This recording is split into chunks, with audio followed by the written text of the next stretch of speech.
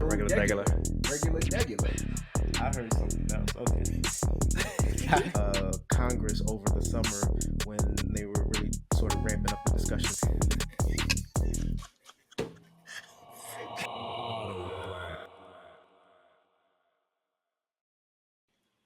What's going on? Welcome back to another rendition of AutoBlack. If this is your first time joining us, welcome to your new favorite podcast. If you've been with us before and you're back again, welcome back to the Stoop.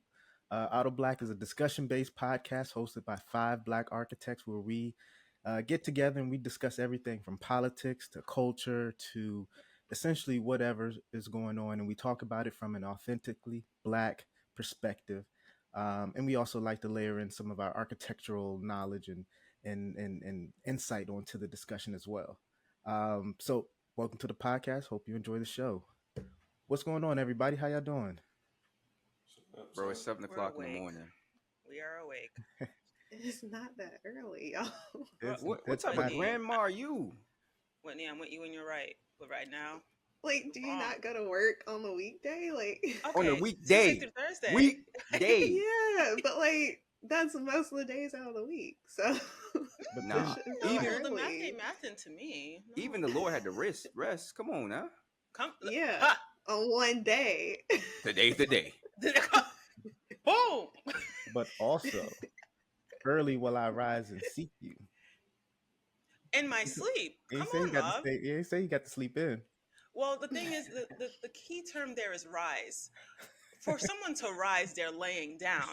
Am I right or am I right? Thank you. But the thing is, you got the once we get this recording out the way, you have the rest of the day ahead of you.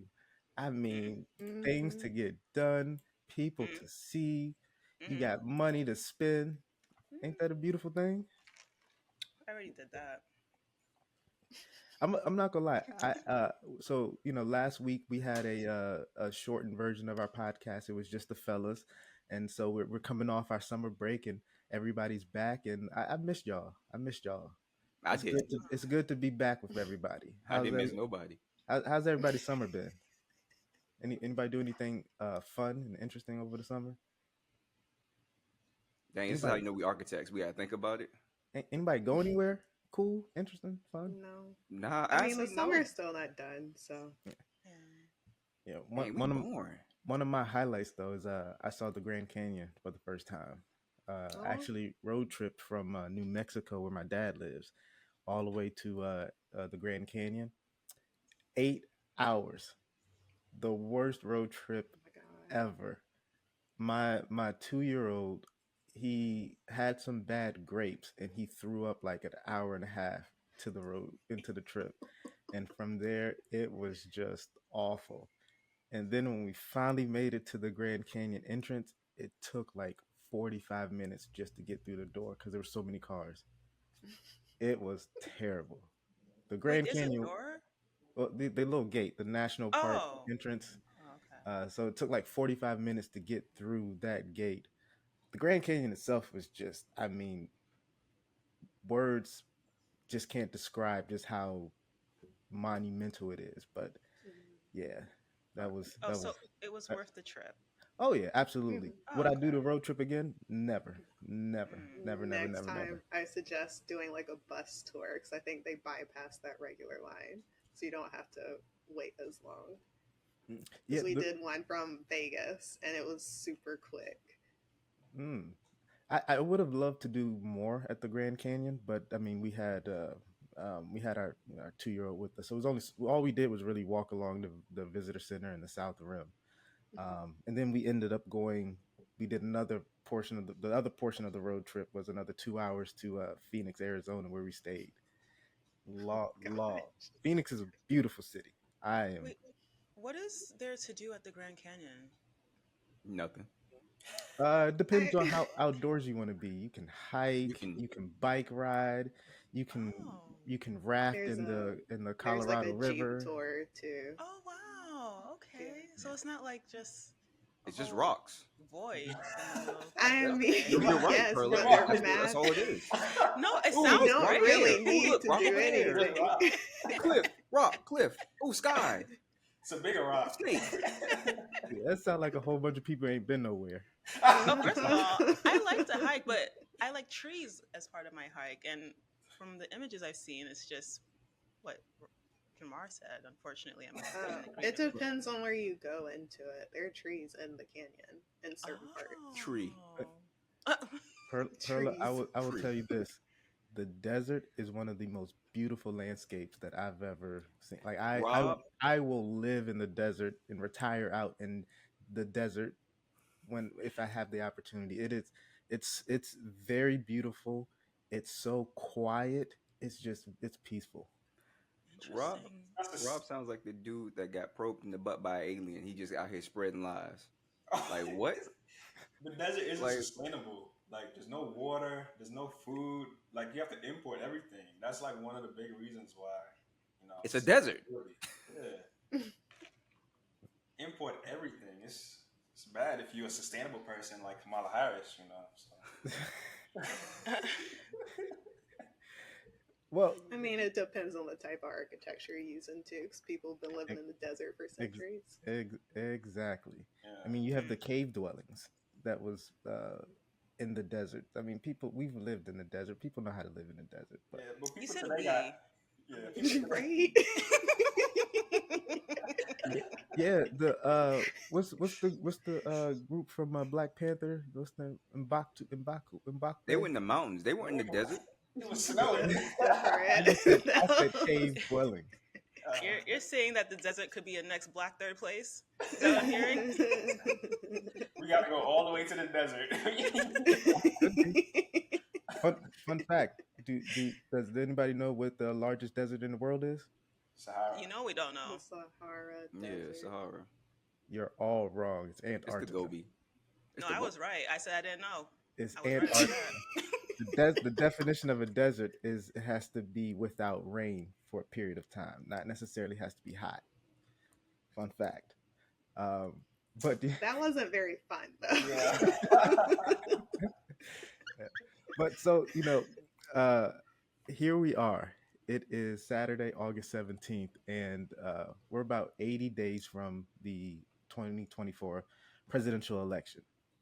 And I tell you, the last 30 days have been the one of the most craziest cycles in the history of American politics. It started with the assassination attempt of a former president, and relatively speaking, that's old news right now, because shortly thereafter, as we know, in an unprecedented move, a current sitting president resigned from the race and dropped out of a potential second term. And so currently, right now, for the first time in history, we have a Black woman who is sitting at the top of the ticket in a presidential campaign in Kamala Harris, right? Here we go.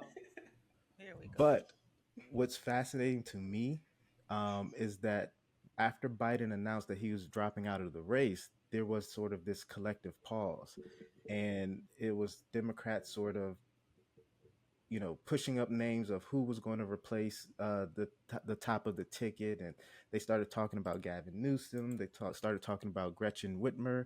And, it was sort of this collective pause of who was going to be next. And then the call that broke Zoom happened, and you had 40,000 Black women to organize on a Zoom call to not only throw their support behind Kamala Harris, but they also threw their money behind her and raised like $1.5 million in the span of a couple of hours, which triggered a snowball effect of all of this support going behind Kamala Harris, who is now the official, or will be the official nominee at the DNC next weekend. And what was fascinating to me, and this is kind of where I want us to start our discussion, is that it wasn't necessarily sort of the act of what happened, but it was more of the sentiment behind that Zoom call. And I was listening to another podcast, and two Black women who were a part of the Zoom calls basically expressed sort of that same sentiment, where they don't necessarily see themselves in Kamala. Like Kamala doesn't necessarily match their Blackness per se, because she has fair skin, they're dark skin. She has a silk press, they have curly natural hair, and but the sentiment sort of was the same, where they recognized the moment that was about to happen. And that moment happens in corporate America all the time, where a leadership position opens. You have a qualified, uh, competent Black woman who is the obvious next choice. But what happens is they do the corporate step over, and they bring in a less qualified, less competent white man to replace that open position. And then that Black woman who was qualified for that position ends up having to train her now superior. So what they saw was that moment, and there was this collective energy and a collective organization behind that opportunity for there to be this corporate step over. And so that to me was one of the most fascinating pieces of sort of how Kamala Rise came to be. And what I'm curious from you all, especially Pearl and Whitney as our resident Black women, before we hear from Jamar and X, you both are all qualified in your own right. You're competent. You're excel at what you do. How does the sentiment of that moment, like, what does that signal for both of you? You mean the moment of the support behind her, or Well, her more being so, stepped over? correct. The potential of that corporate step over, and that moment of, we're not going to allow this to happen to this particular Black woman, because we've seen this before. I think the energy is nice, but like, I don't understand why middle class people have to support someone who's, of the upper class and also a politician. If it was going to happen, it was going to happen. I wasn't surprised that there was this story or moment of her being looked over, but also I feel like we have to recognize that when it comes to politics, it's a game, and you're either playing checkers or you're playing chess. So they had to figure out who the players were first and who was going to be the best visually looking person to put out there. So I wasn't Yeah, surprised. It's just, it's the society we live in. I will say that one thing I do admire about Black women is that when we want to do something, we're going to go ahead and do it, and we're gonna support each other in unity in doing that. My problem here is I think we need to pick and choose our battles. I think if there is progress being made, then let progress be made. We can't choose how we want the progress to happen. And like what Whitney said, this is all a game. This is all a game. And I think in some way we have to kind of just protect our peace in however we can. Because if we keep yelling at the sky, then nothing really is going to happen. Okay? This is just a game. Let them play the game. All right? We'll see who wins at the end of this. But stop. Sorry. Wow. But like, it doesn't need to be this hard on you. It really doesn't. Okay? All right? This is to all the, no. Oh, but dig into that for me a little bit. What do you mean by choose your battle? I'm so this is me and sensing, and feel free Mhm. to check Mhm. me, but I'm Yes. sensing that the same sentiment that I was moved by from listening to this podcast of these other two Black women is not necessarily shared by you all. I wouldn't say that. I mean, okay. Oh Lord.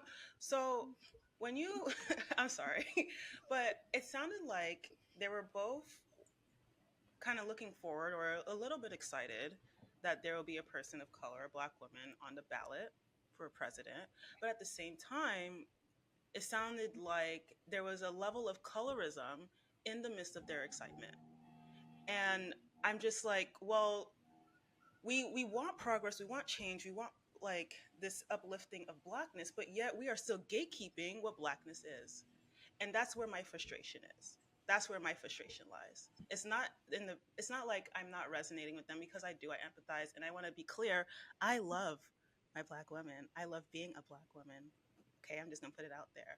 but it comes a point where we have to kind of really understand the game that's happening, really understand the world we're living in. And, unfortunately, we're going to have to accept the change and the progress that we're being made, although incremental and although it doesn't look the way that we want, but there's still progress being made. And that's where I'm getting at. The fact that she has a different hair texture, what? What are we talking about right now? The fact that she's a lighter hue, are you kidding me? My sister's a lighter hue of me. What? Like, I'm personalizing this. I'm sorry. It's 7:41 in the morning. I said what I said. I said my piece. Yeah. I'm not sure what podcast you guys are referencing, but I was listening to Trevor Noah's podcast. Okay. Oh, gotcha. interesting. I'll have to take a listen. Okay. Yeah, I feel like because it's a game, but I agree with what Perla's saying. Like, we have to understand what is happening, but I think we also have to critically start asking questions like, what is not being said? Why are we being steered so much to focus on her race or nationality, her hair, like basic little things, and start asking like the real questions? Like, what are the policies going to be like? What policies has she had in the past that actually worked? Because you hear a lot of negative things about every single politician out there, but what are the things that they've done that are progressive, that move things forward? I feel like why I lack excitement is because I feel like if she wins, she's going to be a first. So being a first doesn't mean that you can do much because you're not trying to make waves, if that makes sense. So yes, visually it'll be a move forward, but like policy wise, I don't think much will change. Well, actually, I mean, Whitney, do you think that Obama in his first term didn't do much change? Okay, X, I see you.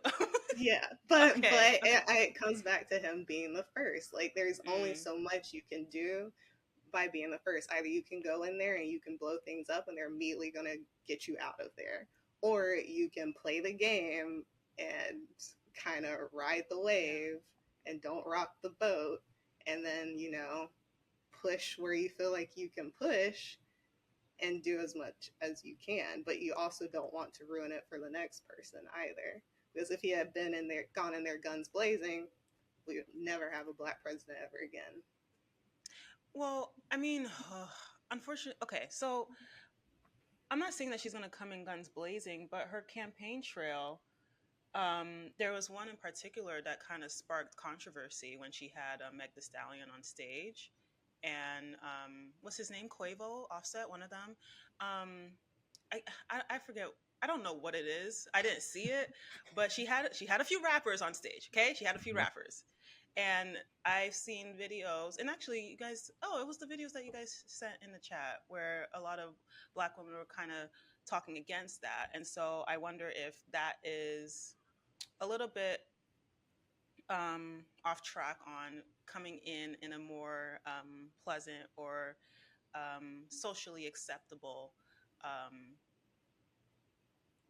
entrance into this race, this presidential race.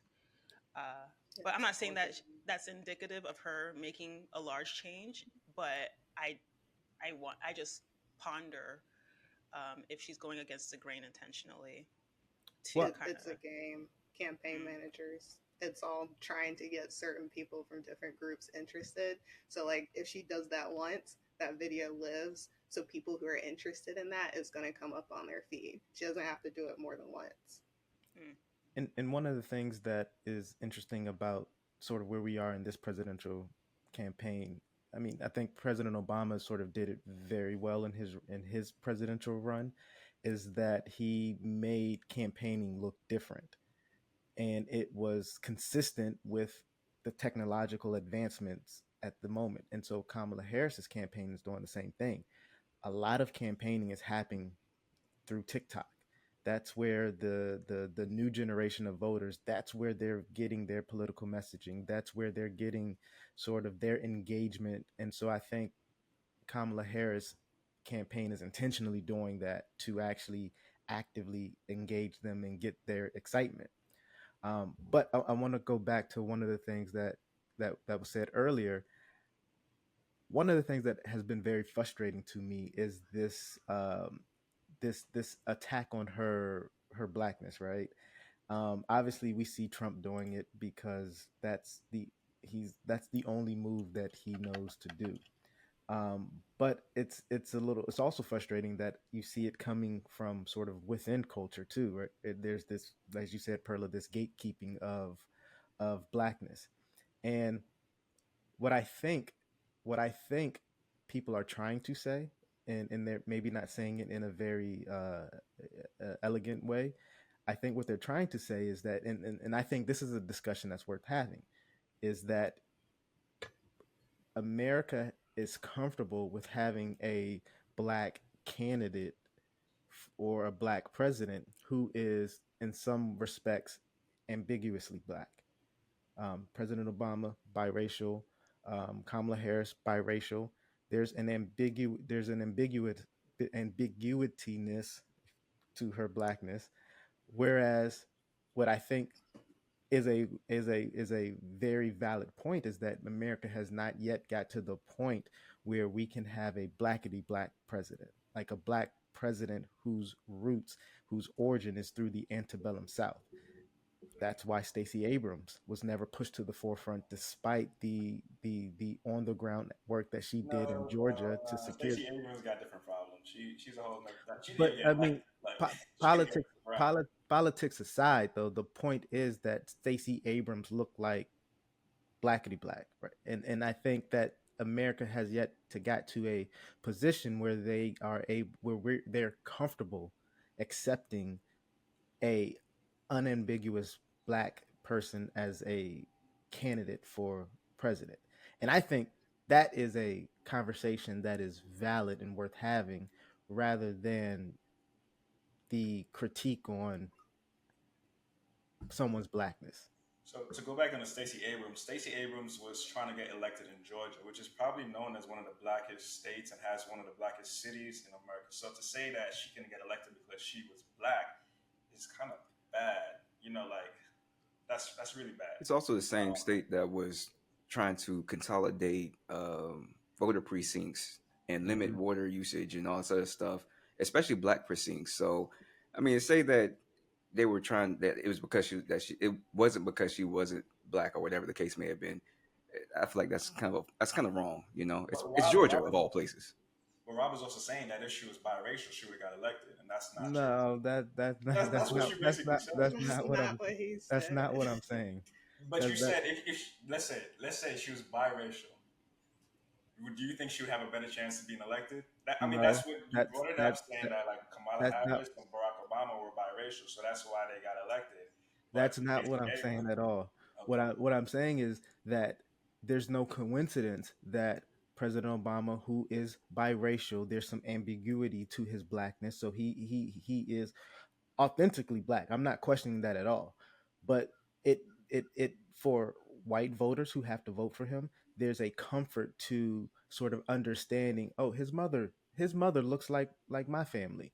Like I can see part of me in him because of his biracialness. And I think that America is comfortable in pushing forward a candidate who has some ambiguity to their blackness versus a candidate who is 100% both parents black, roots through the transatlantic slave trade, antebellum South.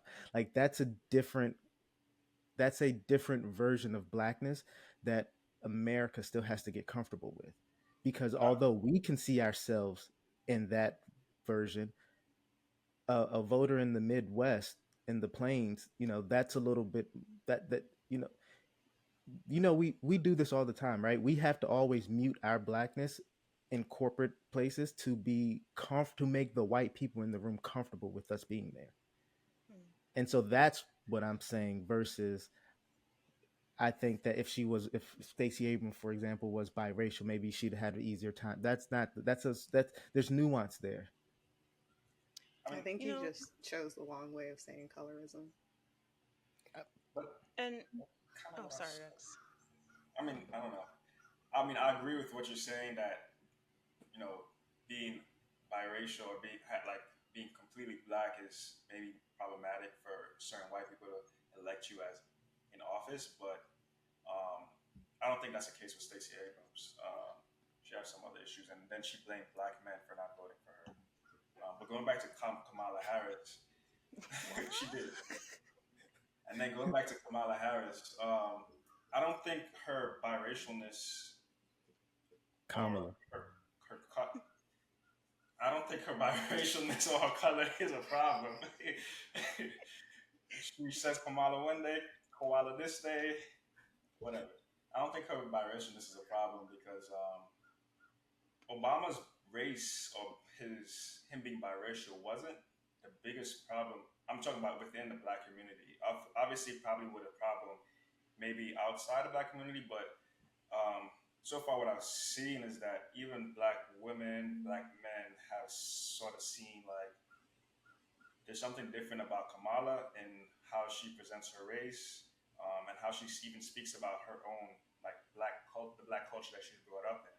So I think that's the big shift between how we see Kamala and Obama. I think No, well, there's remember a slight though, difference there. when Obama first came onto the stage nationally, he was unknown. He was an unknown national senator from Illinois. Illinois, Chicago. from Mm, Illinois, right? yeah.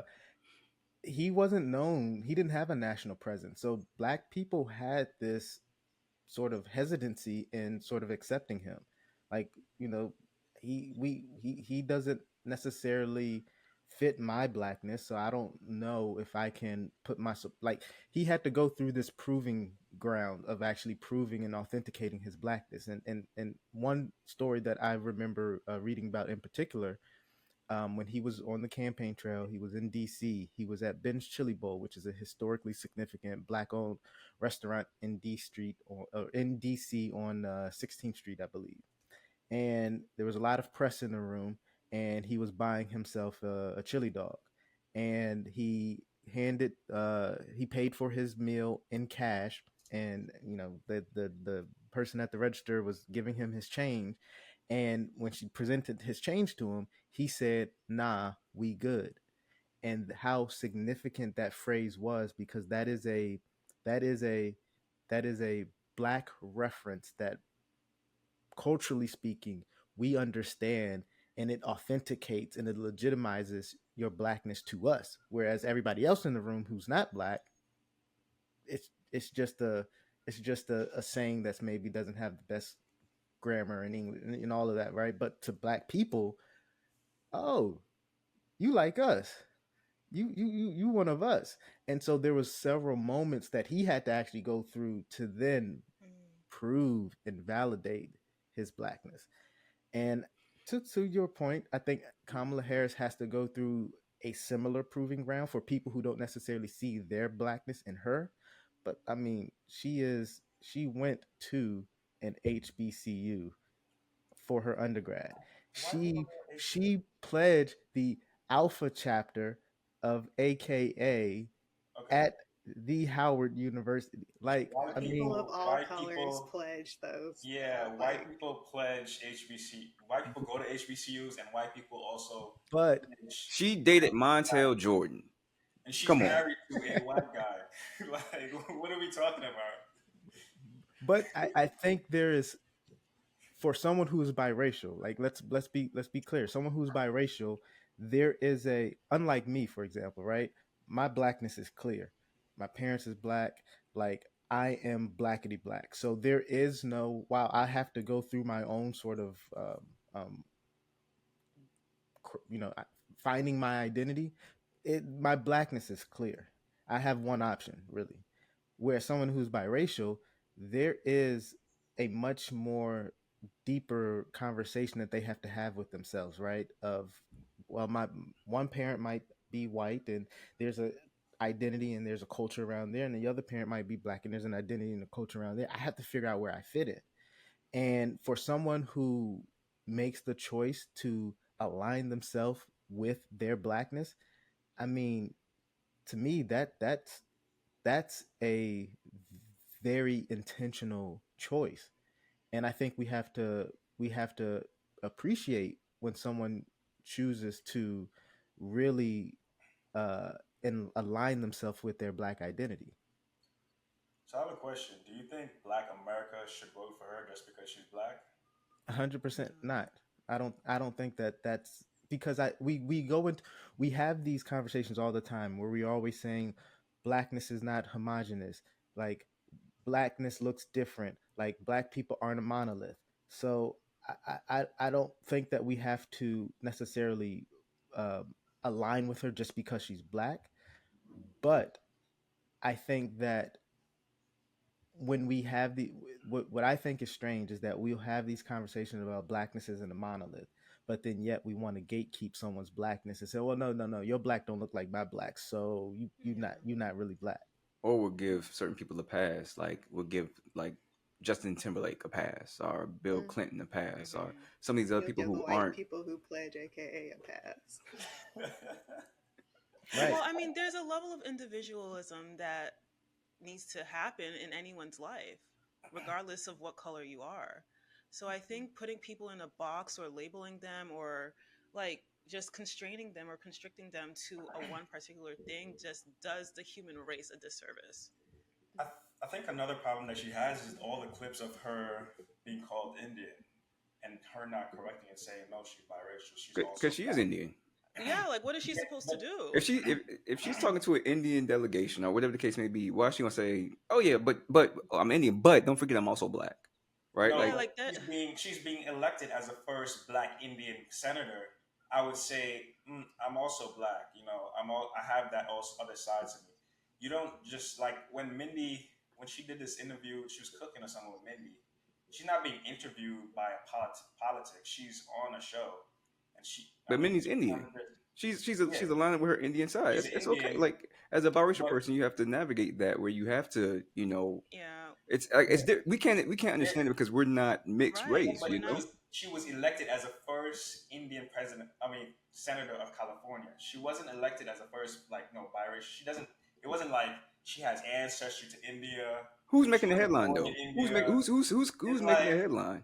And do the Indian but people have a problem with no. Kamala She calling swore herself in. Indian? She swore in as the first. Like, come on, get out of But okay, Honestly, though, like at the end of the day, because I feel like this takes away from the focus of like the election itself, you have to look at the policies of each here. Okay. individual candidate and align yourself closely to what you believe is best for you and who you love in the United States. Because at the end of the day, it doesn't matter if she goes up as black, Indian, biracial, multicultural, whatever. She's the first person of color as a woman who's running as a candidate. So I feel like this conversation is a distraction rather than a focus I agree with that. on And I tell you what's what, important. Trump ain't it. His policies and everything, that ain't What it. what policies does Kamala have? I looked at her website the other day. She has no policies and just a donate on her website. I mean, to be fair, X, she just entered the race like a month ago, She was a and presidential like candidate in 2020. How policies changed that much that she don't have policies yet? people could change in 4 years, Oh, X. and she has. Let me get into it. Oh, Marijuana. She has what locked about up marijuana? 19,074 men to prison on marijuana, but yet in 2020, and this was between 2011 and 2016, but in 2019, I'm sorry, she was on a Breakfast Club joking about marijuana. She has flip flopped on fracking. Recently, she said she is for fracking in Pennsylvania, states like Pennsylvania, but before she wanted to ban it when she entered the White House with Biden. She has changed on the death penalty. She has used the black culture like Hillary Clinton when she said she had hot sauce in her bag. Now Kamala is cooking collard greens in her bathtub. She she said that Question, she not said to that interrupt, So but are you this critical of all the candidates or just Kamala? all the candidates because I'm not voting for Biden. I didn't vote for Biden. So I didn't vote for can Trump. we I'm not voting for can Kamala. Green can we Party hear the actually list for Trump then, and also other candidates as we well? aren't having a discussion on Trump. Maybe we should do that next next thing, but that would be kind of lit. But I'm just asking. so there's a candidate for the Green Party that has actual reparations for Black people in her. Yeah. So like But do you think that will actually be passed? Is my question. if she's Because elected, let's say at least every politician that runs says a whole lot of stuff just to get elected, and then nothing actually happens. yeah, but at least she has a policy towards having reparations. Whereas Kamala said she ain't doing nothing individually for Black people when she could do. Is that Jill Stein? Yeah, Jill Yeah, Stein. but you're basing that off of a YouTube video. Like, what else is there in the background? Like, what else has Kamala said about reparations? Okay, I will base that off a YouTube video, but her actions also say that she's not going to do anything for Black people because she hasn't done anything for Black people.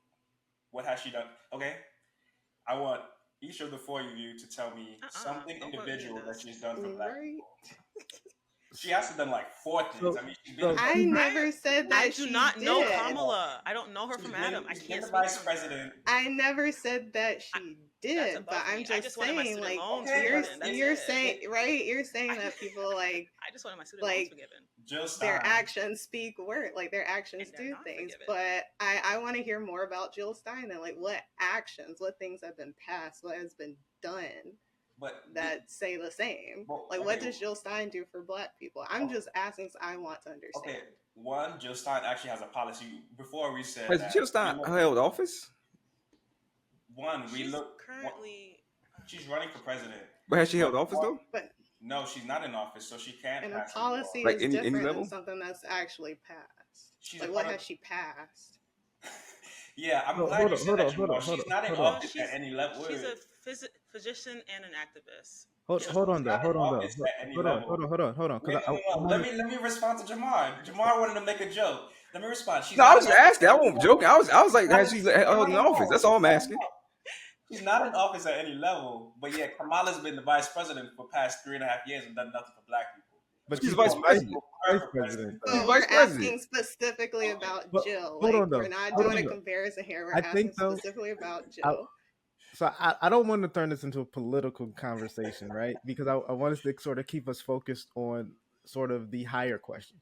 And I'm interpreting. Correct me, X, if I'm wrong. What I think you're saying, right? What I think you're saying is that that what has yet to really happen for Black people since Reconstruction is that there has not been any specific legislation for Black people. Well, maybe not Reconstruction. Sorry, since the Civil Rights Act. Since the Civil Rights Act. And that, to me, that's a valid discussion, because that even is my critique on President Obama, that President Obama had specific legislation for various groups, from marriage equality all the way to the Dreamers Act. Like, specific groups got legislation, but yet Black people did not get specific Black legislation that is targeted towards us. And you can even say that about beyond President Obama. Like, we still haven't got no Voter Rights Act. Like, why haven't we that? And we know that, you know, when COVID happened and a lot of Asian hate was going around, they got specific legislation targeted to protect them, which is also why I hate the term BIPOC, because I think that we were grouped into something that we were included on a group text that we won't actually be included in on, and other groups use sort of the momentum around the protest behind George Floyd, latched onto that, and sort of, this might be sort of controversial to say, got what they wanted, but then now nobody says BIPOC anymore. But it's the same thing with DEI though, right? Like, I feel like it was one of those terms that just popped up and then it disappeared. But I will say BIPOC was started by a Black woman. It wasn't like some random white person like, oh, we need to put Black and Indigenous in front of people of color. It was actually a push by a Black woman. It just happened to coincide with the, George Floyd and all that. It was definitely reactive, and I'm not going to sit here and say I'm not guilty of that reaction as well. I think that, I mean, not to get too deep, but like, there was definitely a reaction and a move and a feeling that kind of sparked even this podcast. to even be happening. So, um, yeah, I'm not gonna call the pot black if I'm kettle. The hell?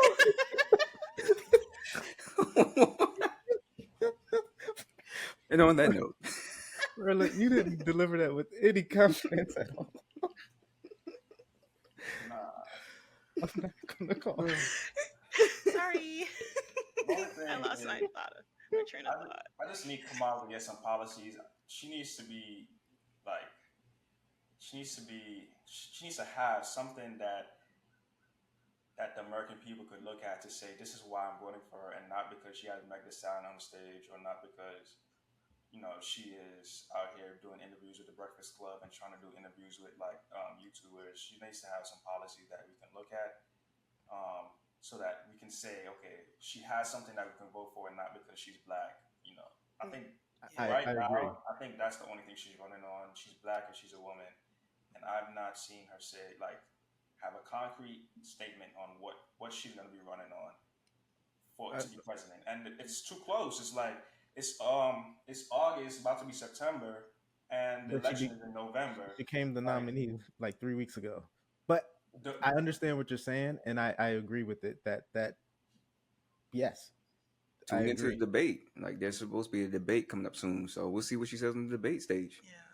And honestly, she does have this pressure to perform. If she is president, if she becomes president, she needs to really step it up. Like, because at this point, you got 40,000 black women. You're not going to hear the end of it if you mess up. Hmm. All right? Hmm. All Don't right, make Kamala? don't make us look bad. Unfortunately, that's the case. Unfortunately, that's the case. But, like, you had such a short amount of time. They rallied for you even prior to even knowing you or knowing your policies. At this point, I mean, it's on you to kind of show up and show out and prove people like X wrong. she don't gotta she don't gotta prove me wrong. I'm already vote. I'm not. I vote first. I don't vote, and if I did, I would vote for Jill Stein just because Okay. she has policies that align with Yeah, what I'm, Well, why don't I you would just agree. vote I for? would Why vote don't you just vote for green. Jill Stein? Right? It's because I don't interesting that vote. you I have a don't. lot of opinions but don't do anything about it. The reason why Just mm, saying. the reason why I don't vote for Jill Stein is because I believe that there is a monopoly on the presidency, and that no Mm. matter what, Democrats or Republicans are going to be president. So, like in California, That's true.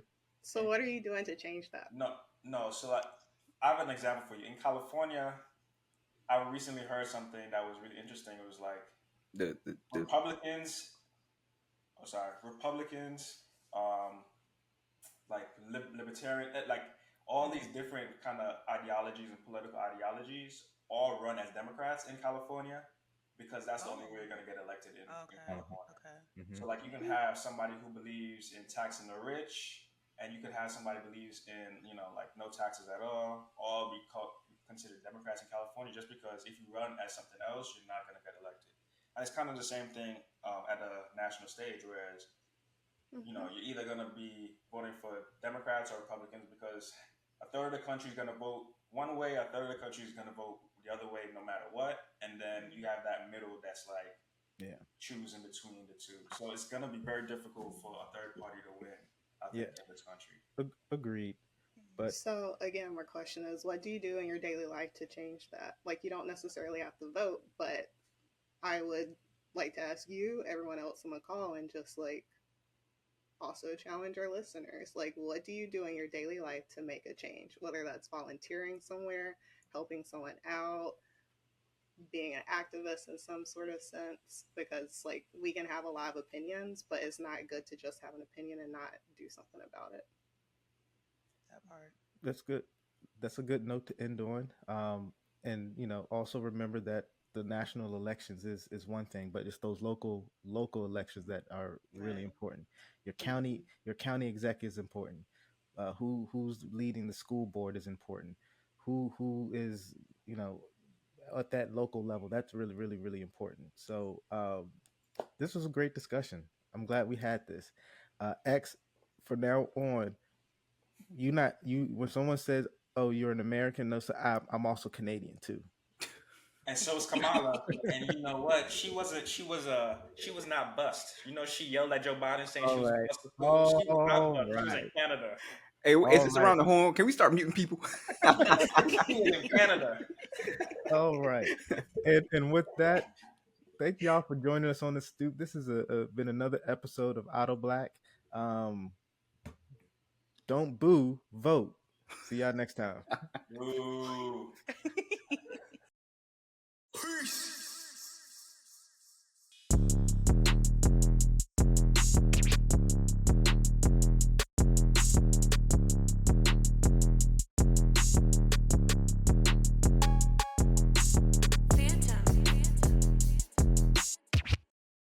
Hey everybody! Thank you for listening to this episode of AutoBlack. If you have enjoyed the discussion, please hit that subscribe button or follow button, whatever you'd like. AutoBlack is a discussion-based podcast that is unapologetically black at the intersection of design and culture. We acknowledge that our experiences are just that, our experience, but your voice is worth elevating and your perspective is valid.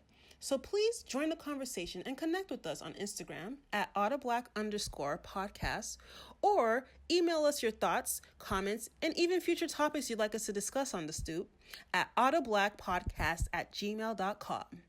AutoBlack out. Bye!